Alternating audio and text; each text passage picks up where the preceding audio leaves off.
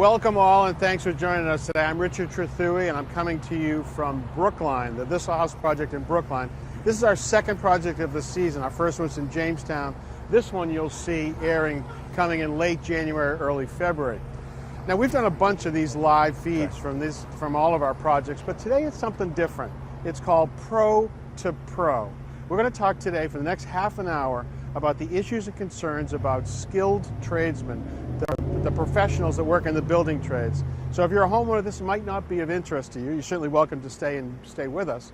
But if you are in the building trades, construction work of any sort, you definitely want to stay here. And if you're a plumber, you don't want to miss this, because we got a pro with us. Doug Lanzo is from Lanzo Plumbing and Sewer. Hello, Richard, Doug. how are you? Thank you for joining. He's from Hoboken, New Jersey, if you don't know the accent. This is not a New England accent. Okay. We're here on a very cold November afternoon, so we're glad you could join us. So you've been at this for a little while? Yes. Started the company in 1957 by my father, Ralph. Yeah. I've been running it since 1987. Yeah. And stay very busy. We're out there doing water mains, sewer mains. Yeah. Very not unusual story for our plumber friends. Most of us learned from our dads or grandfathers, right? A lot of family business. Yeah, I'm no stranger to it. My great-grandfather started in 1902 a new thing called plumbing. And he was a firefighter and decided to get into it. So we're glad you could join us. My pleasure. So today I want to take you through, share with some of the stuff we've done here. Okay. Look for your insight of what you've learned through your many years, just a few years. You're just a spring chicken. That's it. That's it. I'll take you inside. So, and if you are joining us, we want to hear from you if you can. You know, we've already got some people coming in. We got shout outs already. This is the great thing about social media. So shout out from Dustin in Hawaii. Thank you. Slavek in Slovakia. Have you played Slovakia before? No. We are big in Slovakia. So thank you for doing that. Todd in North Dakota. So plenty of people calling in, writing in. We got some questions we want to get to too. So I want to start. You guys do sewer and subgrade work, right? Correct. So the story here on this project was we thought we had a nice simple, we saw inside 2 lines, 1 storm, 1 sewer, right? Rainwater going out. And we thought it'd be simple enough, but we ran a camera out, we saw a crack, and we saw all kinds of roots. So we said, okay, we'll just open up right here. Okay. We opened it up. What do you think we saw? The sewer and the storm came together. It's broken, it's cemented and carried on. Old clay. Oh my God, you must deal with this all the time. All the time. Yeah. All the time. So there's a beautiful wall right here. It wasn't quite that beautiful wall. So we can go to a little video here. So let's just roll what we saw here. So it started simple enough. This beautiful wall. We took it apart. We thought it'd be simple. We thought we'd be in and out in about 3 hours. Three days later. And this is always the issue. We've got to tell the poor homeowner. Oh, sure, sure. Like, we didn't do it. We didn't break it. Shutting the street down, directing traffic. Here you can see. So he gets the wall broken away, and that's only the beginning of it. Then now you guys do all this stuff, right? Correct. Yes. So you're bonded. We're bonded. A lot of road work. Yeah. Sewer mains, water mains. So not a lot of plumbers are bonded. That's something you've got a specialty in, that sort of thing. So we're right up your alley here, aren't we? So and then. I was doing that job last week. I know, you'd love that one. So now we get the thing open. Now we got to go, and so we do a trench box. So let's roll that video. Okay. So you guys know this. What do you got to share about trench boxes? Guys, anybody who's doing digs, sewer mains, water mains, it's important to use the shoring box. Anything over 4 feet deep, you have to be safe. Yeah. Everybody says, no, I'm just going to run down there for a minute. I'm just going to run down. You can't do it. You can't do it. Call for your markouts. Right. Make sure your box things. So we get the trench box, and this is the grim part, the digging by hand. And of course, this guy's sewer continued to feed. It came all the way over. So there you can see the 2 old. Now, what do you use? What do you use down in your part of the world? There's a lot of clay lines by us. Most of it is clay. We run it to some Orangeburg, but most of it is clay. Yeah. Look at this right here. Do you see this right here? This is the water main, a ductile line or steel water main that has been in since 1880. We found out that it's come through here, still under 50 or 100 pounds pressure, and we had to jump in on this thing. Have you ever had any stories? Absolutely, absolutely. We had one in Hoboken. I don't know if you're familiar with the area. Frank Sinatra was from there. Frank Sinatra. That's it. Everybody Who doesn't know that? Everybody knows Hoboken. Blue eyes. That's it. But we had a 4-inch tap that we had to do on an 8-inch water main in Hoboken. Yeah. and it was from 1896. Yeah. The line blew apart, and the water was shooting about 60 feet in the air, and it was 18 degrees out. Really? Ice. You know, water freezes at 32. Yes, yes. That's it was for a the pros, problem. for all you pros out there. You guys know that. It was so what bad. did you do? It was bad. We had to shut the street down, isolate the area, salt trucks. I mean, the mess just from the ice was worse than the repair. Just get the hairdryer out to melt all the ice. Yeah, no, it was bad. It was bad. So, after a long story, they finally get it pulled together. They're going to go all the way over to the new storm sewer over here. So there's two new lines here. Let me show you up in here. Okay. So it comes up to here. And then we realized in the original 50s house, they used to bring the rainwater inside the storm inside the building. Yes. The new rules are no way. Can't do it. So a lot of the areas in Hoboken and in Jersey City still have those commingled sewer. They pipe them right into the basement. Right. Into the sanitary. Any municipality saying we don't want to process all this rainwater. Can't do it no more. Right. So now, right where that piece of equipment is, now will be a monstrous rainwater catch basin, a big dry well. It's going to be monstrous. And so let's run a little B-roll, because just last year on our last year's project, we did this. You do this all the time, right? Yes. Because you don't have storm sewer B-roll. So it's a big pit with gravel, retention tank. Yeah. Put these pre-made chambers, cast chambers. So, and then it goes together. So, and that's the new rule. So we're going to run a perimeter drain around this entire building. Every bit of rainwater falls this way has to come 180 around the building, right? And it's going to exit right to here. But it'll be retained on the property. Right. All right. Same guidelines in New Jersey. Can we go inside? Absolutely. Come on, let's go. Follow me, boys. Oh, the heat's not on it here yet. Yeah. So we've got. We got a first one in. What's the biggest challenge you faced while on this job? Well, we're gonna take you through some of them, but one of them I'll tell you. This is a 1950s mid-century modern, right? Which means flat roof, no attic, no real basement. So the extent of the mechanical room was this. So this is it here. So we needed air conditioning in this building. Well, how do you fit air conditioning when there's 3 separate boxes, no real chases? That's a triple beam. So we're going to do air conditioning using this small duct high velocity system called Unico. And this was a tricky one to get in. We're still trying to get to one spot in this building. And then and we're going to do some radiant. Now I saw one come in a minute ago. What about PEX? I'm afraid of some of the connections. This is from Gino in Florida. What PEX connections do you use? Some of them make me nervous. What do you got to say about PEX tubing? PEX connections, pros and cons. Years ago, there was a crimp fitting. Yeah. The crimp fittings always leaked. Yeah. Had a lot of trouble with them over the years. Yeah. Now with the new Uponor and the Viega, it is a better connection. Yeah. However, there's nothing like the good old copper. There's nothing like the good old copper. You sound like the guy from Moonstruck. Well, as Vince Gardenia said, there's 3 kinds of pipes, and then there's copper. Yeah. You know, I was raised with my father. Right. Copper. Everything was copper. It's all copper. So, but however, while he's waxing poetic about copper, please send your questions in. We're here to answer them for you. We're a couple of pros. We're sick of talking to each other already. No. So don't forget to tune in. So I didn't mean to cut you off there, my friend. The new technology, the PEX, get this less work, less labor intense, cost effective. So the other thing is there's fewer fittings inside the wall. Yes.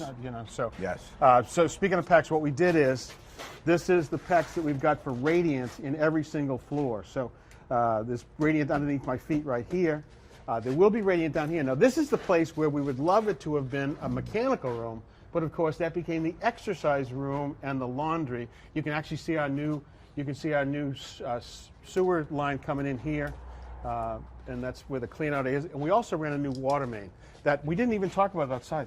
We cut into that water main.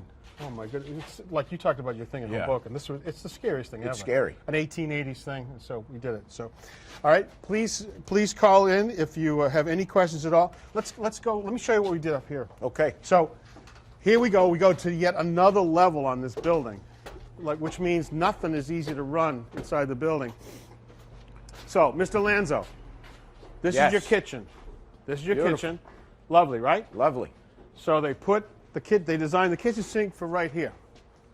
Okay. Window, window, window, window, petition. No place to run the vent. Where do you vent it?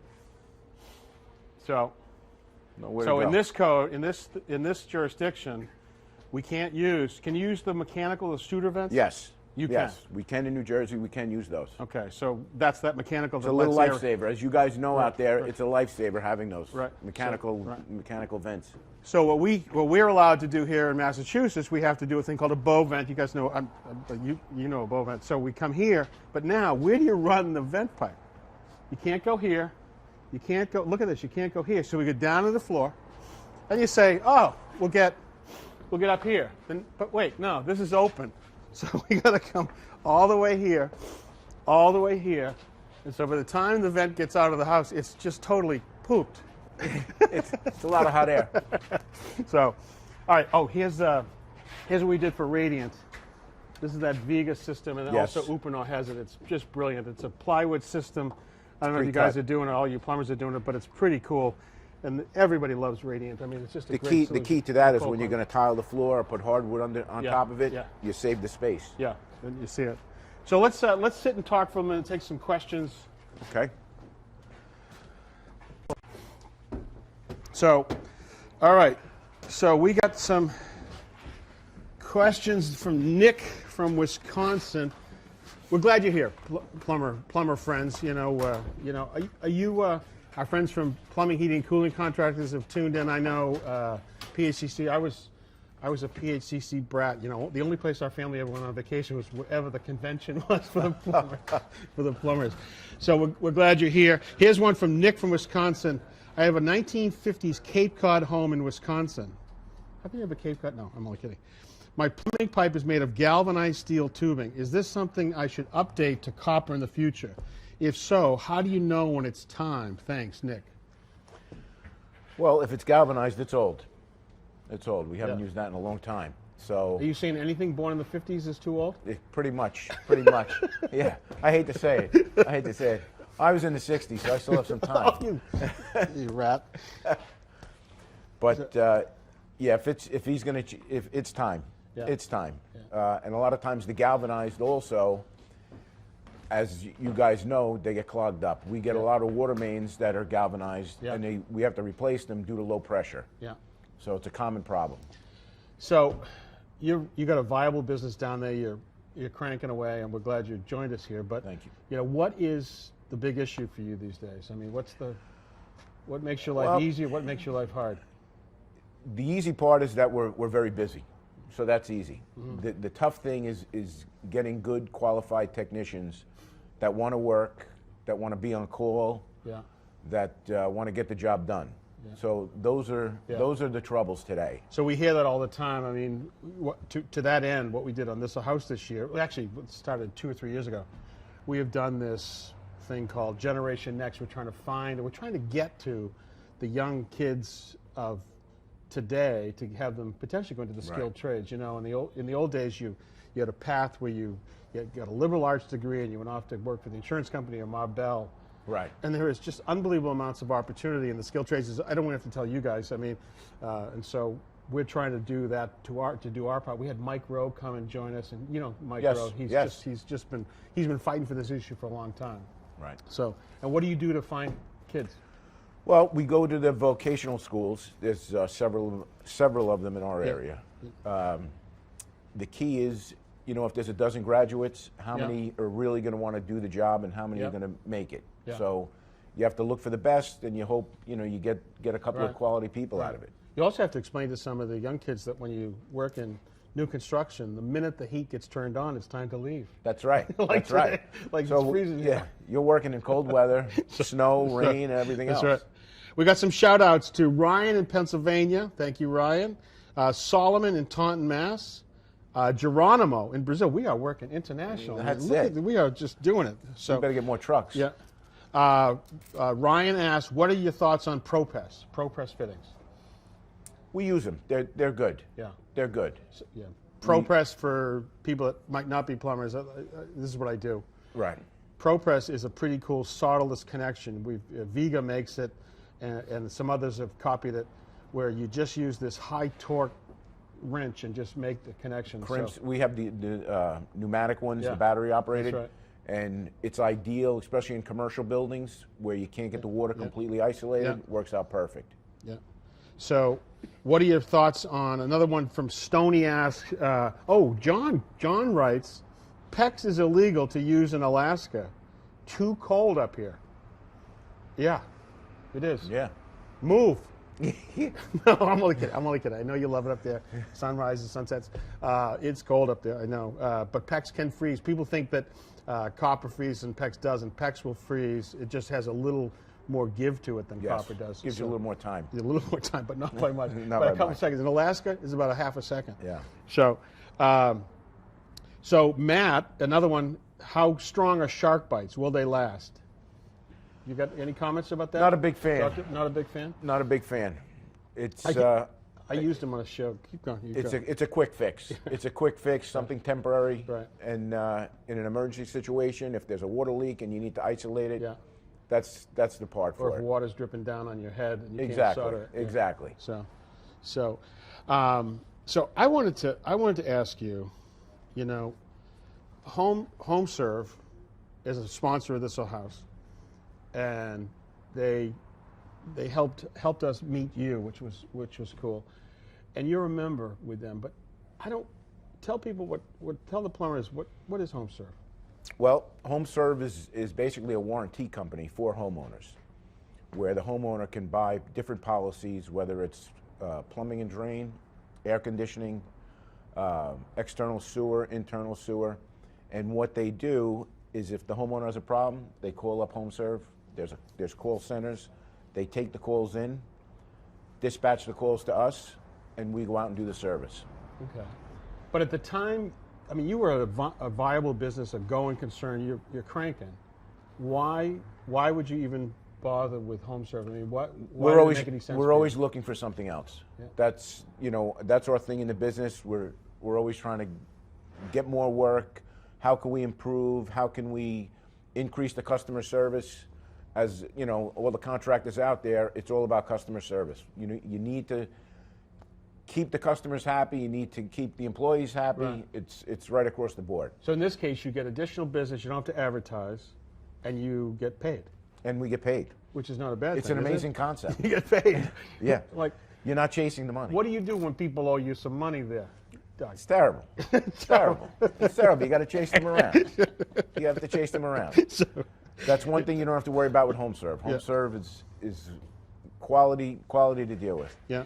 So here's one from. Oh my good! Look at this. I live in Lithuania. Slovenia, Slovakia. I love it. I live in Lithuania. What a world we're in. This is just fantastic.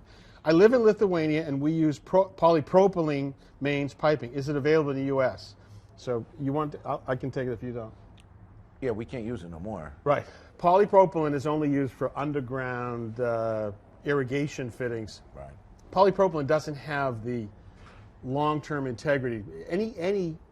That's polybutylene you're thinking about, Right. Yeah.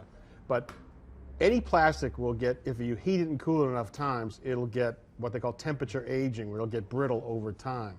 And so in this country now, you can use CPVC as a plastic, but the thing that's preferred by everybody, by every code, is cross-linked polyethylene, PEX. And so, to the plumbers, I don't need to tell that. But polypropylene we don't use except on irrigation stuff, okay? Right. And polybutylene was a nightmare in this country, just a total nightmare. There's nothing worse than having to walk into some house and tell the homeowner that their entire vein system in their entire building is gone. So we did some of these, we did Ask This a House, and we showed that a few times. So Tommy asked, are tankless water heaters worth it? Want to take that one? Well, they are worth it. They're a little more costly to initially put in because you have to modify the piping. If you have an existing water heater, as all of you guys know, 9 times out of 10 it's an emergency situation, so the homeowner wants to get it replaced right away. Yeah. However, the long term, they last longer, they're more efficient, take up less space. Yeah. But it is cost up front. Yeah. I tell you, I wish I had a nickel for every time, because I've shown tankless heaters, and I believe in them. You know, you don't use any hot water when, you know, when you're not using hot water, you use nothing. Right. But we hear people will write to us saying, I talked to 5 different plumbers and they said it was too expensive or it would take them too long. So we talk people out of it. I just want to ask all of our plumber friends to at least think about it, even though it's more work. You got to put a bigger gas pipe. You got to change the venting. You can't. The venting is always the biggest thing. Yeah, you can't even vent it into the chimney half the time because they're so efficient. But please, don't always, you know.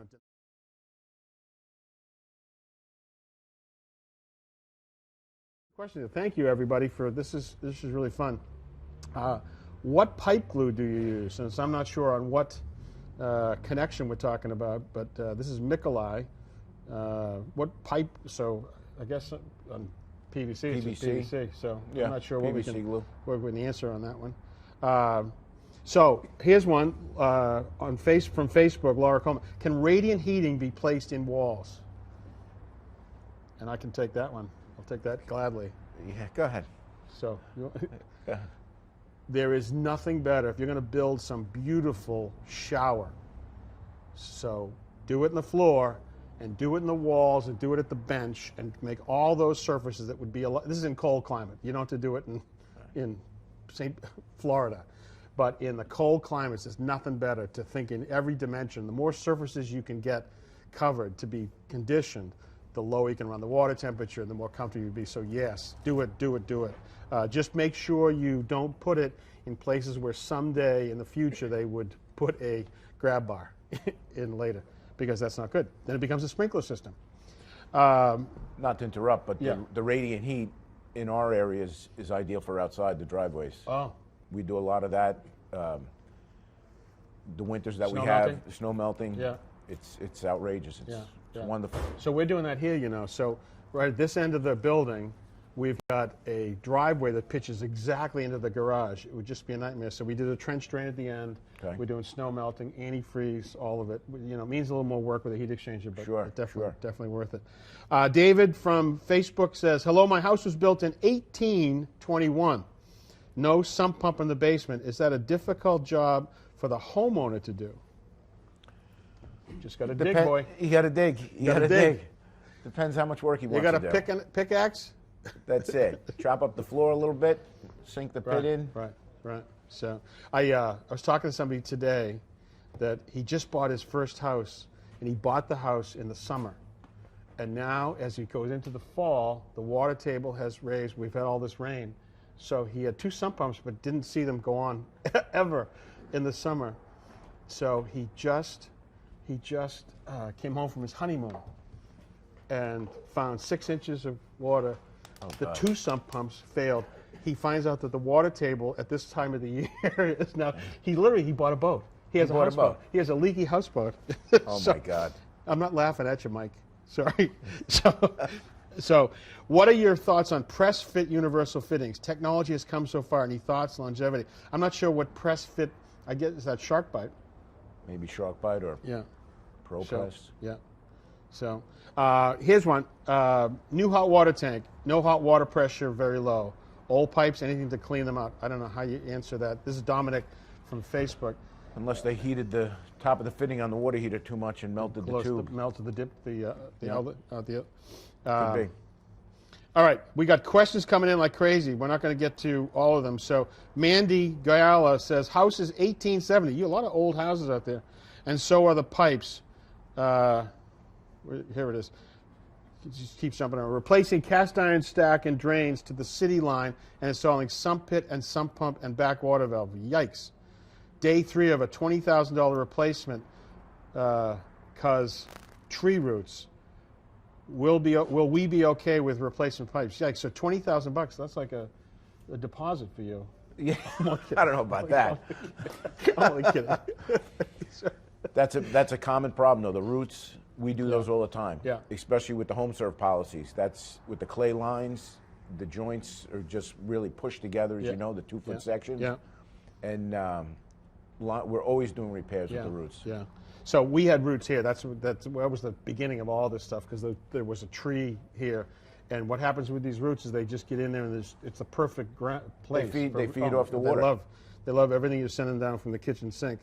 And so, what we found here was we had the old Orangeburg here, and those are sections pulled together with cement, and they put hemp and everything else to make the connections. And then we had to find all these new mechanical connections, the Fernco's, to make them up. So one was asbestos covered. This is on the drain line, so it's okay. Asbestos covered cement, and the other pipe was the Orangeburg. So we had to figure out all the adapters to make this. Problem is all those pipe have different thicknesses. That's right. So to try and match them up is brutal. So I hope that helps, Mandy. I'm not sure. It sounds like, the nice thing is, if you get it all done, you'll at least be good for the next 100 years for the 3 more people after you own this house. So this is Todd from Facebook. I get letters for Waterline insurance for the main line from the city, from the curb to my meter. How common is it for that pipe to fail? Thanks from New York. Todd Smith, I get letters for Waterline insurance. That's probably a letter from HomeServe. Is it? Yes. And it is very common for them to go. Yeah. And that's one of the main policies that HomeServe has. And if it's a copper line, we repair it. Yeah. Or if it's leaking underneath a porch or something like that, then we do a full line replacement. Yeah. But that's a very, very important policy to have. Cool. And we've got around here, we've got old lead water mains still. We have galvanized water mains, and those are going to go too. So, there's a lot of lead ones still. So we got a chance to do the story from Flint, Michigan this year. I'm so lucky I get to do some of these cool stories. But we went to Flint, and we saw this technology where they can dig out front, and then with this satellite-driven drill, they can drill into the house and put the water main in. They can drill it without having to trench. It's just, it's from the drilling industry, where you can have these, you can change the orientation. It's just crazy cool. We do something similar when we do them. We have a pneumatic bullet. It's called a mole. Yeah. And we drill a hole inside the house, and a lot of the utility contractors use it. Yeah. And then we just shoot it, dig a hole out front, and shoot that bullet, connect the pipe to it, put it in reverse, and drag the pipe right through. Cool. So we eliminate a lot of the excavation. Great. So, awesome. So we're running out short on time here. So let's see who's left here. What type of flex is best to use? I'm not sure what that means. This is Albert on YouTube. So, here's one. Jerry from Arizona. It's not a plumbing question, but how about zoning heating, cooling by room? You mentioned a system a couple of years ago, but that company went out of business. Any new ideas? The answer is, I hope there is. That technology I still believe in. This was this amazing battery-operated zoning system that the company was a startup, blew through all of its money, but it's a way to fix all these hot air systems, many of them that are done sadly on low bid. Right. The pain of low bid lives long after the job is done. So I got to tell you, half an hour blows by here. So I have one more. Santiago on YouTube asked, just bought a new electric hybrid water heater. Any advice on required maintenance? So the hybrids, the hybrids. Yeah. So a heat pump on top. On any water heater, if you're, I'll answer it. I would drain off the bottom. I was just going to say, just drain it off. Yeah. There's never been a better dirt separator than a water heater. That's right. Anything that comes into the house is landing in there. Goes to the bottom, and so you want to. It's really just a separator. So if you can. One more here. Matt on YouTube asks, is a whole house humidifier installed within the realm of the average DIYer? And so a whole house humidifier, I'm assuming that would be onto a ducted system, so you put it on the return side, and it's really just a water line. The caution I would say is don't use those little awful saddle valves that come with an ice. They always leak. Yeah. They always leak. Right. So thank you, brother. Thanks for joining us. Thanks for having me. You are a total pro, and thanks for having me. I love having you here. All right. Okay? So we're going to try to do this more often, and that's what this Pro2Pro series is all about.